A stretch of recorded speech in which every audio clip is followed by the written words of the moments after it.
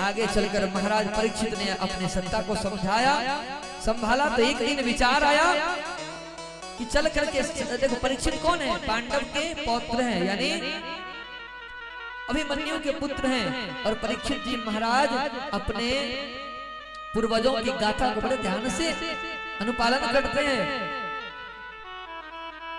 पर एक दिन देखे कि हम राजा बने, परीक्षित जी महाराज कि भाई राज में हमसे संतुष्ट है या ना है, थोड़ा जाकर के हम निरीक्षण रक्षा देखते हैं।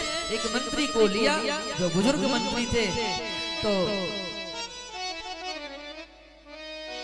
जब देखने गए बहुत दूर निकले तो क्या देखते हैं महाराज कि एक गाय है और एक बैल है। आपस में दोनों बात करें, लेकिन बैल के 3 पैर टूटे हुए हैं। महाराज तीनों पैर टूटे हुए, आखिर क्या कारण है? देख करके बड़ा दुख हुआ कि कौन अत्याचारी गौ माता पर अत्याचार कर रहा है, यह है कौन? तब पता चला कि ये कलयुग है। धर्म के 4 चरण हैं, सत्य, दया, दान और तप। इस कलयुग में सत्य, दया, दान और तप खत्म है। सत्य न बोलता है, न कोई अनुपालन, न व्यवहार, न दया करना, न तप तपस्या, केवल दान लेना। इस कलयुग में केवल दान की महिमा है। अब दान करके ये न प्रकार है आप अपने मुक्ति पा सकते हैं, केवल दान करके। तो यद फलम नास्ति तपसा न योगेन तत्फलम लभते सम्यक लौकेशोके। इस कलयुग में भगवान का नाम और दान 2 ही काम आएगा। अस्तु, आज कथा बहुत लंबी है तो थोड़ा इसको महाराज इस प्रकार से आगे गए तो देखा एक राक्षस से पूछा, तुम कौन हो? बोला मैं कलयुग हूँ। तुम्हारी ये हिम्मत कि हमारे होते तुम हमारे राज्य में? बोले महाराज मैं तो काल हूँ, मैं युग हूँ। युग तुम पर्यंत होते दूसरा आएगा ही। बोले हमारे रहते नहीं आ सकते हो, तुमने इनको सताया। और गाय धरती माता है, बैल धर्म है। कलयुग ने कहा नहीं मैं रहूंगा। बोले अरे तुम्हें हिम्मत नहीं है रहने की। कलयुग ने कहा महाराज मुझे मत मारिए, मुझे मत भगाइए, मुझे मत तिरस्कृत कीजिए। परीक्षित जी तो राजा थे, बड़े विनम्र राजा थे, सुशील थे। इनके दया आ गई, कहा कि अच्छा ठीक है, कोई तुम्हारे अंदर कुछ अच्छाई भी है। बोले महाराज जब कलयुग है तो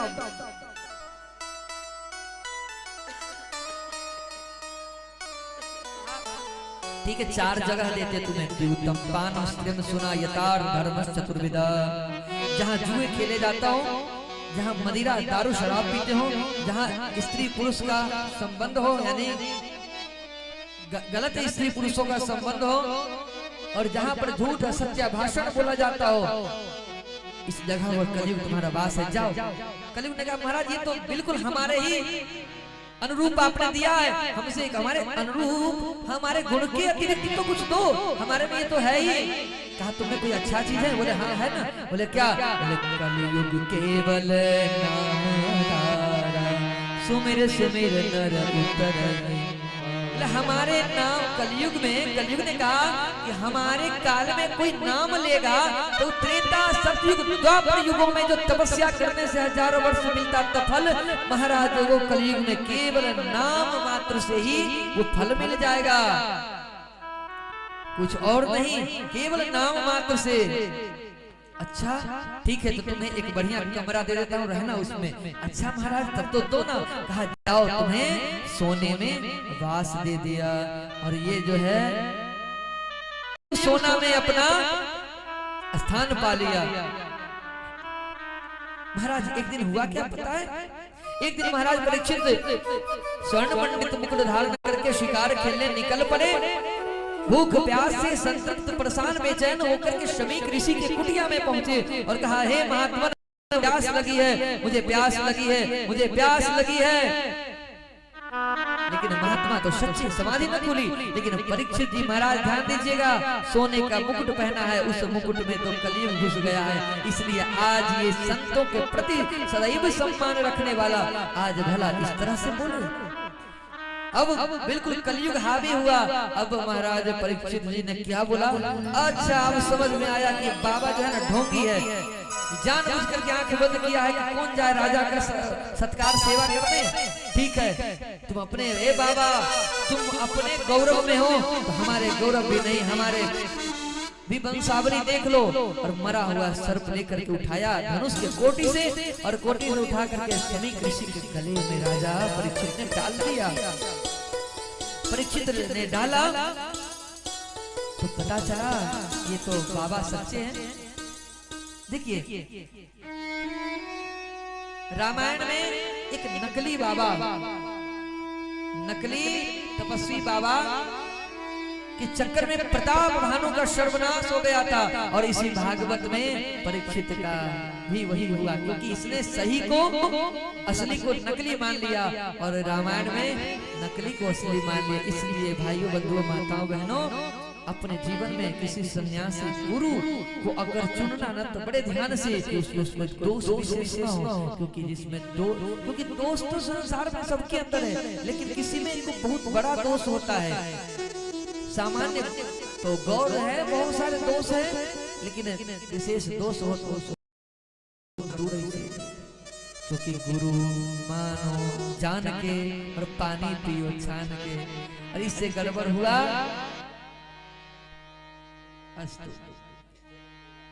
अब वहां से परीक्षित जी चले। परीक्षित जी कहाँ गए तो वो गए अपने घर और जाकर के सोने का मुकुट उतार करके रख दिया। तब दिमाग में अरे बाप रे बाप, हमसे तो बड़ा अपराध बन गया। लेकिन बच्चे तो छोटे छोटे थे ना, छोटो बच्चों का जो होता है हृदय बड़ा विनम्र होता है, वो तो जो देखेगा वो कहेगा, चाहे माता पिता गुरु हो, वो तो जो देखेगा कहेगा।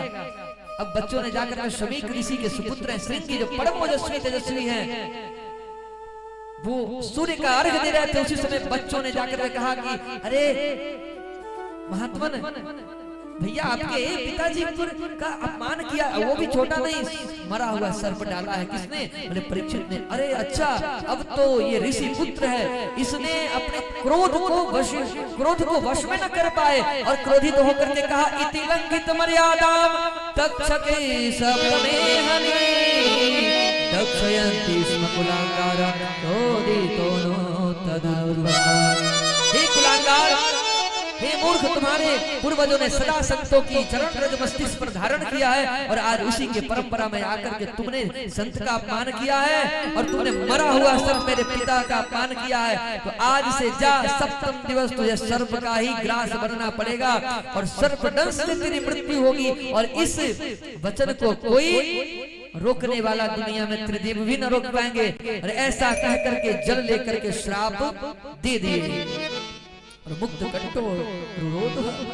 कंठ होकर के पिता के पास जाकर रोने लगे। तो पिता की समाधि खोली। कहा बेटा क्या हुआ?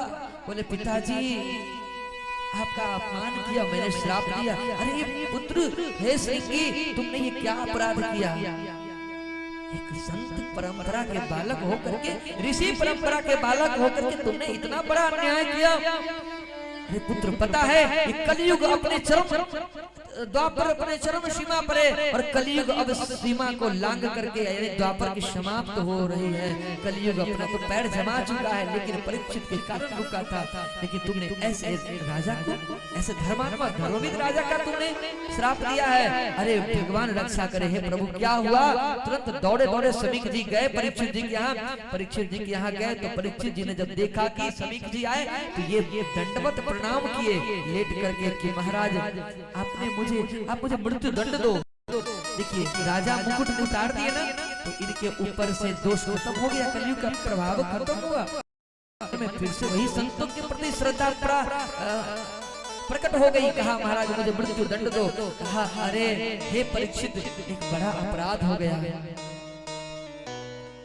बड़ा अपराध हो गया। बोले क्या? अरे तुम्हें श्राप दे दिया है मेरे पुत्र ने। वो श्राप किसी के रोकने से न रुकता है। कहा महाराज बड़ा उपकार किया तुमने, बड़ा उपकार किया महाराज, जो कम से कम श्राप। अरे मुझे तो तत्क्षण मृत्यु दंड मिलना चाहिए, मैंने जैसा अपराध किया। देखिए राजा भी हो तो परीक्षित जैसा कितने विनम्र हैं। ऐसे ही कभी कभी अच्छे व्यक्ति का बुद्धि भ्रष्ट हो जाती है, गलत काम कर लेते हैं, लेकिन जब वो होश में आते हैं तो उन्हें पता चलता है कि मैंने क्या गवाया, क्या पाया। परीक्षित भी ने कहा महाराज क्या करूं? बोले मैं परीक्षित 7 दिन मात्र बचा है और तुरंत आप जाओ और गंगा तट पर जाकर और तुम भागवत की कथा सुनो और अपने जीवन को मृत्यु को मोक्ष में परिवर्तित करके धन्य बनाओ, धन्य बनाओ। जाओ। परीक्षित जी अपने पुत्रों को सत्ता का भार दिया, जन्मेजय आदि को, और परीक्षित जी चल पड़े। केवल 7 दिन है, 7 दिन है ना। हम सभी को भी इसी 7 दिनों में मरना है। अब कहेंगे महाराज जी 7 दिन में मार रहे हैं, नहीं, 7 दिन यानी कि सोम मंगल बुध गुरु शुक्र शनि रवि, इसी 7 दिनों के अंदर हर कोई को मरना होता है। 8वां कोई दिन, बोलो दिन नहीं ना होता है? होता है जी, हाँ जी कि ना जी। इसलिए गुरु के प्रत्येक जब जीवन में कोई अंधकार आए ना, कहीं और मत जाना, बस अपने सच्चे सदगुरु के पास चले जाना। शायद उनके जाते ही, उनके छाया में बैठते ही आपको आपके दुख की निवृत्ति मिल जाएगी। बोलिए सदगुरुदेव भगवान की जय। गुरुदेव के शरण में परीक्षित जी आए तो अत्रि वशिष्ठश्च वनः शरद्वान अरिष्टनेमिर्विगुरुन्द्राश्च पराशरो गारिकोतराम उदत्त इंद्र प्रमद प्रमदेत्यमाहो। सप्त ऋषि, सब ऋषि महात्मा अत्रि वशिष्ठ यवन अंगिरा इत्यादि हैं यहाँ पर। अब यहाँ पर परीक्षित जी जब पहुंचे तो यहाँ पर उनके योग्य वक्ता चाहिए। तो वक्ता कौन है? तो 7 दिन में ही मृत्यु को मोक्ष बनाए। तो वरियाने सते प्रश्न कृतो लोकहितो नृपः। सुखदेव जी आए। सुखदेव जी कौन है? तो यहाँ अब गंगा के तट पर आए और सुखदेव जी जो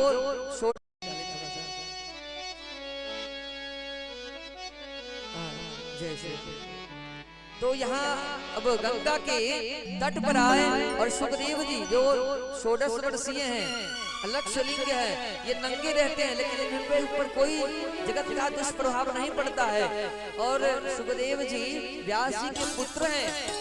जन्म होते ही कि अपने माँ के गर्भ में 12 वर्ष तक रहे। सुखदेव जी की पत्नी के गर्भ में 12 वर्ष रहे। 12 वर्ष क्यों? क्योंकि ये बाहर आना नहीं चाहते थे। व्यास जी ने कहा आइए प्रभु, जल्दी नहीं आते थे। तब राधा रानी ने कहा कि जाओ, तुम्हारे ऊपर कलियुग का कोई प्रभाव नहीं पड़ेगा, हमारा कृपा है, माया नहीं पड़ेगी, तुम जाओ पुत्र। अब वही अपना बाहर आए। उनके गर्भ से बाहर आते ही वो यम प्रवर्धन मनुपेतम प्रेत कृत्यम द्वैपायनो, वो प्रवर्धन तो हो गए, घर त्याग दिए। घर त्यागे तो पिता पुत्र मोह में फंसे। व्यास जी पीछे पीछे दौड़े पुत्र। जब गए तो महाराज परीक्षित जी महाराज ने प्रश्न किया, महाराज मरने वालों को क्या करना चाहिए? आदि आदि 6 प्रश्नों को रखा। और इस तरह से परीक्षित जी महाराज को बड़े ही गंभीरता के साथ एक एक प्रश्नों का उत्तर देते हैं सुखदेव जी। और महाराज कथा को सिया राम में सब जग जानी करहु प्रणाम जो पानी भाव से स्पर्श करते हुए कथा को आगे लेकर के चलते हैं। और जहाँ पर विदुर जी का चरित्र है सब लोग जानते हैं। विदुर जी जो थे पांडु के भाई थे। पांडु, धृतराष्ट्र और विदुर जी तीनों भाई थे। विदुर जी महाराज नीतिज्ञ थे। विदुर जी महाराज नीति के थे। भाव उनके अंदर भगवान के प्रति अद्भुत थी। एक बार भगवान को खिलाने के लिए दुर्योधन ने 56 व्यंजन बनाया। भगवान को 56 व्यंजन बनवाया और भगवान जब आए राजमहल में, दुर्योधन ने कहा आइए यशोदानंदन माधव आइए भोजन करने। लेकिन भगवान का अचानक हृदय परिवर्तन हुआ, मन बदला और भगवान ने कहा नहीं दुर्योधन, आज मैं तुम्हारे घर नहीं, आज तो मैं विदुर काका के घर खाऊंगा भोजन।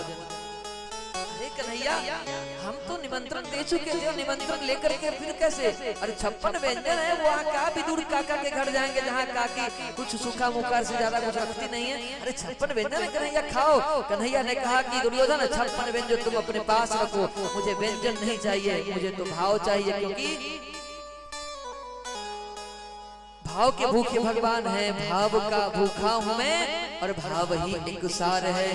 प्रेम से मुझको भवे तो भाव से मेरा पार है।